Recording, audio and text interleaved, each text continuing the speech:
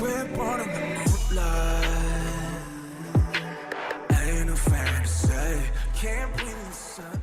Hello romance, this is Aromie here. Welcome back to Red Embrace Hollywood. We're here with Randall. The whole party is gone now.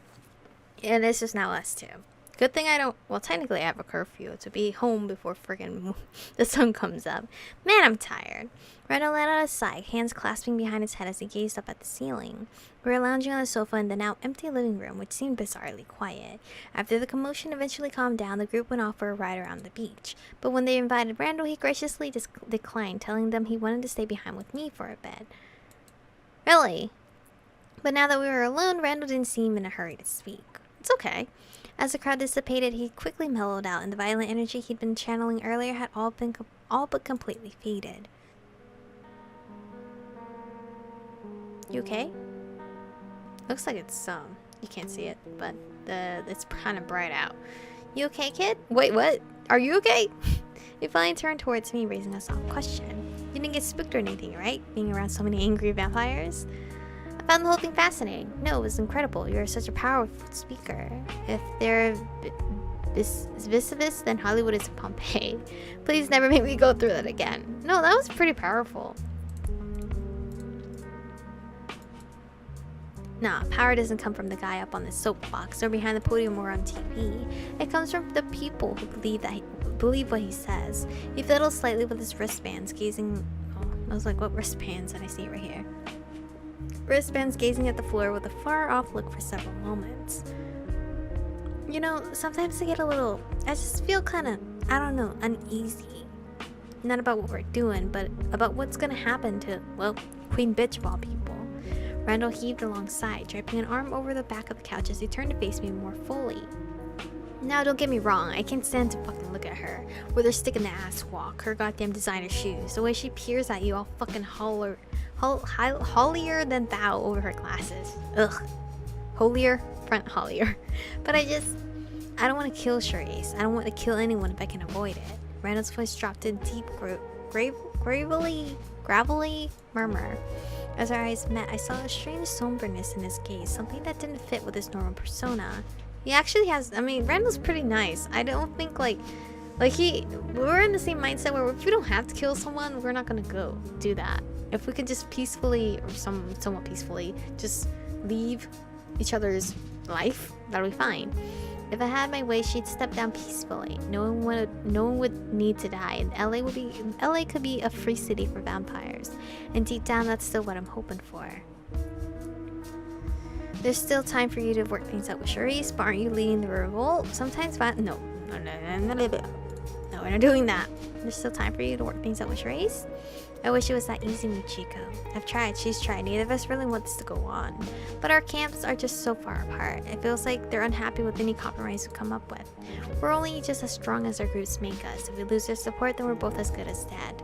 And the ones who'd step up to take our places, well, I'm just gonna say they're a lot more extreme than we are. Randall sounded a little heartbroken despite the faint attempt at humor he forced into his voice.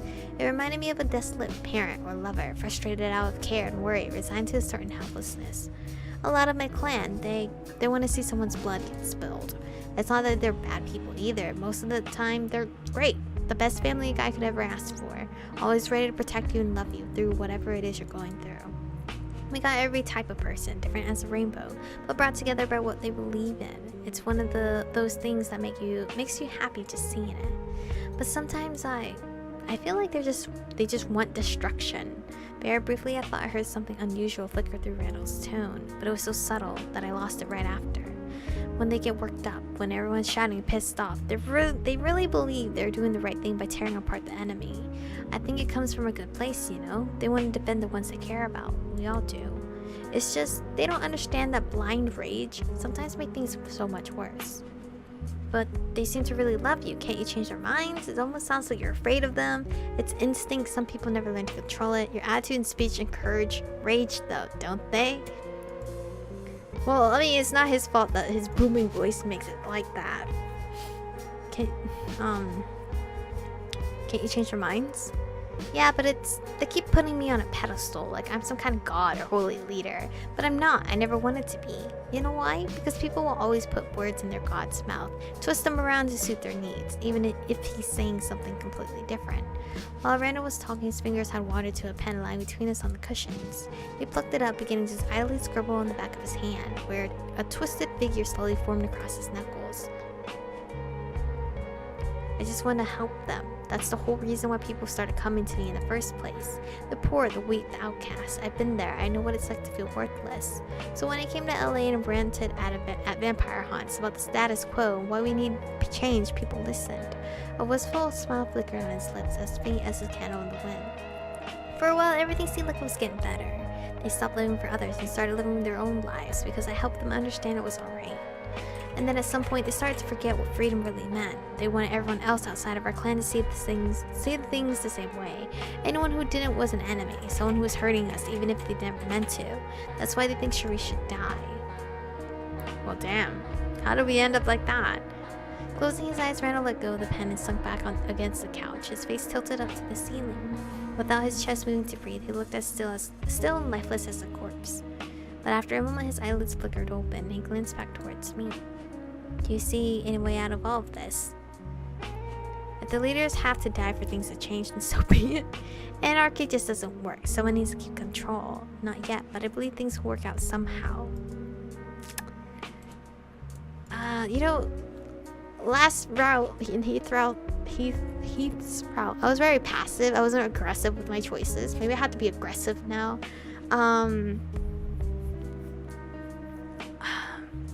I don't know. I feel like if there are no rules or no leaders, some people will do some batshit crazy stuff.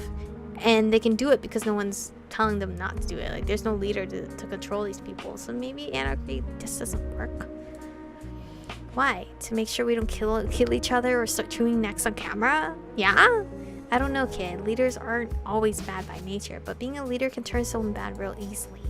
He trailed off, his eyes flicking down to the black lines on his hands for a moment. I don't know where I am landing with Randall at this point. Oh shit. I'm sorry, Michiko. Didn't mean to start rambling about society, but it's your own damn fault for being a good listener. Maybe I should become a vampire sociologist. Next time, could you be a little less depressing? No, he doesn't have anyone to rant to, I'm sure. Sure, I bet you'd be good at it. You seem like a smart girl. I mean, obviously, because you're hanging out with me. This time he offered one of his thunderous laughs, the genuine kind that came from deep in his chest. Soon, though, his grin shifted to a more thoughtful look. As he studied my face, he seemed to hesitate for a few seconds, scratching at the side of his cheek. But just as he opened his mouth again to speak, oh my god. Why is there always someone ruining our moment? Hey, Randall. At that moment, the front door suddenly burst open. We're going for another short ride by the pier. You ready? Marla called out eagerly, beaming at Randall. Yeah, I'll be right there. Sweet, come meet us in the back. The door slammed shut behind her, and a few hollers echoed faintly from outside. I'll see you then. Wasn't really feeling it tonight, but I guess I'd better go keep an eye on him. With a loud groan, Randall slowly pushed himself to his feet, running his tongue across his fangs. Then he offered a hand down to me, his bandaged palm reaching forward. Low-five him? Hey, man. That's kind of funny. Take his hand, it's okay, thanks. I low-five him. Thanks, but I was trying to help you up. Oh, take his hand. I don't like to be in others' step. Oh, take his hand. Sniggering softly, he clasped my hand and easily took me up to my feet. Well, I don't want to seem like I'm kicking you out again or anything. Maybe kind of gently nudging you out since the sun will be rising soon and all. But hey, I'm gonna call you up. I just like how I like hit. Just like low high five. That's so funny.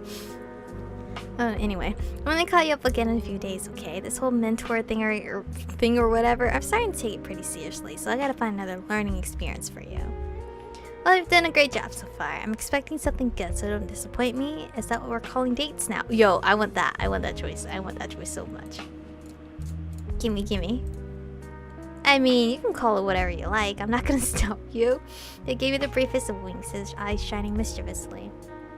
Alright, well, peace out. Don't kill anyone. Well, you're not killing anyone. Don't let your people kill anyone, I guess. We walked out beneath the night sky together, where a plane was distantly droning by overhead. From beneath the house, behind the house, I heard the sound of laughter and revving engines. Randall's group was waiting for him, no doubt. Get home safely, Michiko. As Randall and I stepped off the porch, she turned to offer me a small, unusually gentle smile. Oh, and give Queen Bitch my regards, okay? I'm sure she'll be just delighted. Good night, Randall. I think I'd rather keep my head on. Night-night. No, I'm sure she'll be delighted. Night, Michiko. Bye. He slowly waved at me until I was out of sight. This route is really weird because I'm so used to like hugs and kisses all from Heath, and now this route I'm getting none of that. So I'm so lovely. But as I left the moonlit beach behind, heading back into the glittering city lights, I couldn't shake the feelings that I glimpsed something different in Randall. That he's a very soft bear. I couldn't put a name to it yet, but as I followed him deeper into the Mavar's chaotic world, what else would start rising to the surface? Put a name on it yet? What do you mean? I don't understand. I don't understand what she meant by that. My eyes fluttered open.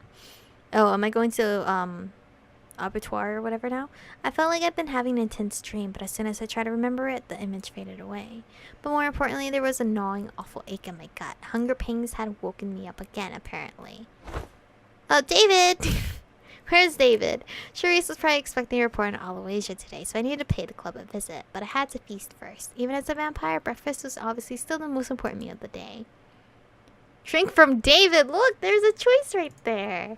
Aw, you could totally drink from another human, though. That's rude. Drink from David. And I knocked on the adjoining door between my room and David's, unlocking my side. Within moments, I heard a muffled coming and some various hasty shuffling. I'm here, Michiko. Aw, you're so cute. But, like, you still do your own thing, right? Like, you still have a job and everything. You don't just stay here all day waiting for me, right? That's sad if that's what's going on. Within moments, David eagerly presented himself in my room, trembling with excitement. Hello, David. Are you ready? Come here. I need a drink from you. Are you ready? Yes, I've been waiting so long. Oh, Jesus. As soon as I sank my fingers into him, his sweet blood started to soothe my hunger. This is so weird. Like before, he seemed to enjoy even more than I did. But this time I controlled myself so he didn't end up unconscious, only pleasantly dazed. After I drank my fill, I took David back to his room to rest. It really was convenient having him here, and he seemed to love our new arrangement. Wait, because I have him as a pet, I can have Aloysia as a pet too, right? Full of fresh energy, I emerged into the cool night air. Charisse's car wasn't around, so I had to hail a taxi to take him to the club. Let's go. The abattoir looked just like it had during my last visit, only less crowded. Plenty of people still slithered around, grinding on each other, making out in dark corners, but it looked like I was too early for peak hours. Still, setting foot back here, I brought back a torrent of memories from that night. I came here without a clue that I'd soon be stepping into another world. Yet now, instead of being overwhelmed by all the human and inhuman predators hiding in plain sight, it almost felt like I was becoming one of them. Hey there, darling. A tap at my shoulder followed the sultry voice of my ear, jolting me out of my thoughts. Hello, pretty lady. I turned to see a woman confidently smirking up at me, her head tilted coyly to one side. Oh, sorry if I startled you. Bit hard to get people's attention over the music, though. Hi, what do you want? Pleasure to meet you, beautiful. A charmer, I see. Real or fake compliments are always nice to hear. Pleasure's all mine. It's not every day someone sweet and good-looking walks in here. The girl fired out her response like a machine gun spray, speaking so fast I could barely keep track of what she said. She wasn't overly energetic, in fact. Her posture reminded me of a languid cat, but it was as if her thoughts flowed directly to her mouth, coming out in a constant stream. Anyway, I know what you are. I've met enough vampires to pick them out in a crowd by now. Wrong! I'm a werewolf. Should I choose that? Oh, of course. Silly me. There's no need to play coy, darling. I was a favorite pet of one until recently, and she taught me how to keep a secret. Well, that's right. Introductions. No wonder you were looking at me all confused. I'm Aloysia, one of the managers of this little playpen. And you are? I'm Michiko, but you can call me whatever your heart desires. Should I go with that? Let's go with that. Because last round I did just my name. Anything my heart desires, you say? I'll have to think up something special just for you then. Michiko. Well, I'm just tickled to meet you. And I really truly want to get to know you better. But first, could you do little me a favor? Of course, just name it. See, there's this Mavar hanging around the bar. Sweet boy most of the time, but tonight he's making a bit of a fuss. Well, I gotta end the episode. He and his group are provoking some other vampires, trying to argue with them, stirring up house rivalry. We're not letting that happen, sir. Even though I'm also not really Mavar, but into Mavar people. So let's see. Look at me. Look at my Mavar. Look at my Mavar chart. Nice. I'm not turning human-like anymore. I'm going vampiric because I'm gonna have heads now all of a sudden. I'm turning diplomatic. And I'm in the middle between the term and reserve. That's great, I guess. Anyway, thank you guys for watching today's episode. Stay beautiful, and I'll see you guys in the next one.